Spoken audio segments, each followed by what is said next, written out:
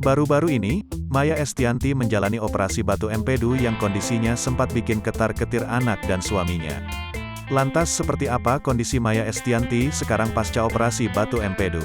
Kondisi mantan istri Ahmad Dhani sekarang pasca operasi batu empedu bisa dilihat melalui akun Instagram @mayaestiantyrecall, Selasa, tanggal 26 April tahun 2022. Meski masih terbaring lemah di ranjang rumah sakit, Maya Estianty tetap tunjukkan senyum semringahnya. Ia pun tampak bahagia karena operasi batu empedu berjalan lancar.